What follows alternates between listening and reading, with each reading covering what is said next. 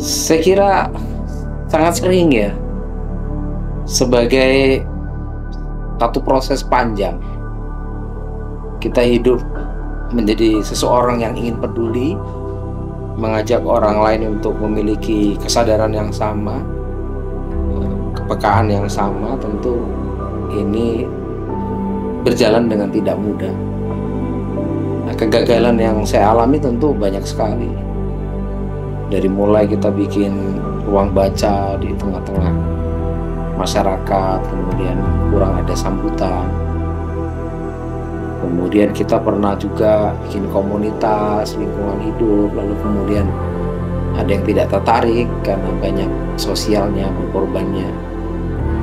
Kemudian saya pernah menggerakkan sebuah wisata, Ayo ke Damraman.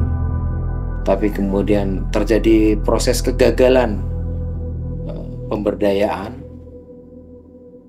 Saya mulai melihat ini sebagai satu pengalaman penting, sehingga dari proses kegagalan ini saya harus mencari jalan keluar, saya harus mencari format baru, saya harus belajar lebih banyak, saya harus mengasah lagi kemampuan diri. Saya harus melihat orang lain bukan sebagai problem. Saya harus mulai melihat orang lain dengan segala perbedaannya adalah satu proses dinamika yang harus dijalani. Dan kemampuan kita untuk menyadari bahwa kita kurang, orang lain juga punya kekurangan, adalah satu proses di mana kita menyadari bahwa menjadi penggerak tidak harus selalu berhasil. Dan kegagalan ini kemudian menjadikan kita yakin kalau kita akan menemukan satu formula, satu jalan keluar, atau kemudian proses di mana kita tidak akan mengulangi kesalahan-kesalahan di masa lalu. Di gerakan Ayo ke Damraman, saya dulu mengajak banyak anak-anak muda untuk terlibat, melihat bendungan air itu menjadi satu potensi wisata warga.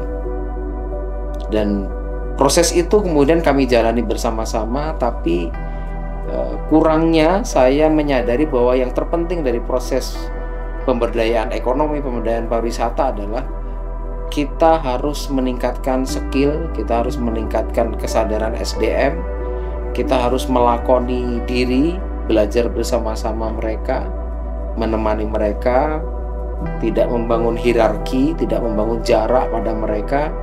Kita benar-benar menjadi pelaku, kita membersamai mereka dan menjalani satu proses panjang kesabaran, sehingga sebagai penggerak kita harus benar-benar tulus melihat orang-orang di sekitar kita sebagai resource ya, sebagai sumber daya yang harus terus kita berdayakan.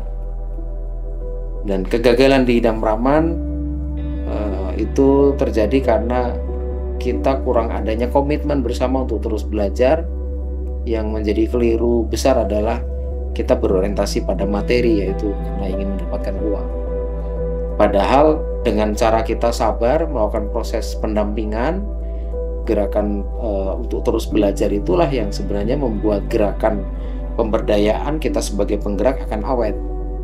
Sehingga proses panjang, dinamika yang kita jalani dengan proses yang normal itu menyebabkan kita malah makin militan. Tapi kalau orientasi kita karena materi, biasanya ya yang kita temui adalah proses kegagalan. Dan yang paling penting adalah sebenarnya tentang proses spiritualitas ya. Hanya alasan spiritualitas lah yang membuat kita bisa yakin bahwa kita itu kalau terus berbuat baik itu juga berbuat baik untuk diri kita sendiri.